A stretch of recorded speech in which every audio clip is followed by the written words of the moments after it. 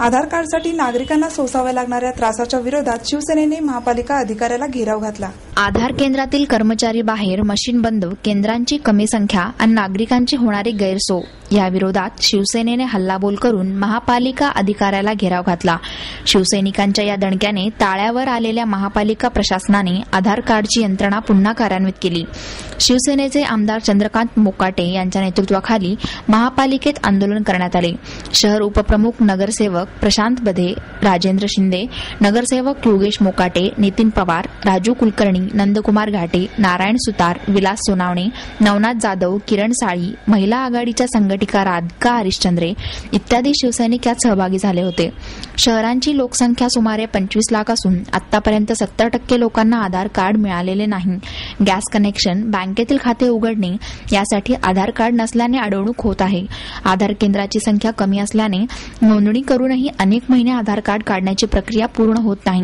कर्मचारी जागेवर नसणे यामुळे आधार कार्ड काढण्याच्या प्रयत्नात असलेल्या नागरिकांना महापालिकेच्या ढिसाळ कारभाराचा फटका बसत होता।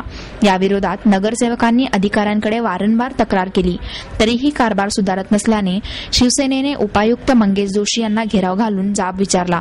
त्यानंतर त्यांनी आधाराची यंत्रणा त्वरित सुधारण्यात येईल असे आश्वासन शिवसैनिकांना दिले। आज आधार कार्डची गरज असताना पालिका यंत्रणा त्याकडे दुर्लक्ष करीत असल्याने हे आंदोलन करण्यात आले।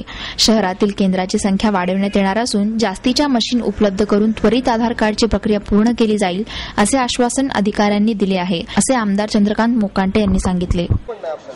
याच्यामध्ये पुणे शहरामध्ये जे आधार कार्ड केंद्र आहेत ती काही विशिष्ट भागांपुरतीच मर्यादित आहे। त्याच्यामध्ये कुठे समानता नाही की गेली 1.5-2 वर्ष आधार कार्डांची जी केंद्र चालू आहेत, ज्या ठिकाणी आधार कार्डांमध्ये जाऊन नागरिकांनी फोटो काढले त्यांना सुद्धा अजून आधार कार्ड मिळालं नाही।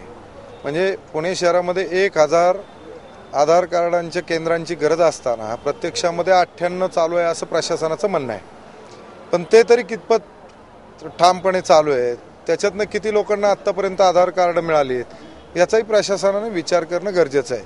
आणि त्याचबरोबर आता LPG आणि केरोसिनसाठी जी बँकांमध्ये अनुदान शासनाचं केंद्र सरकारचं मिळणार आहे, तर ते अनुदान बँकेमध्ये त्या संबंधित व्यक्तीच्या खात्यावर जमा होणार आहे।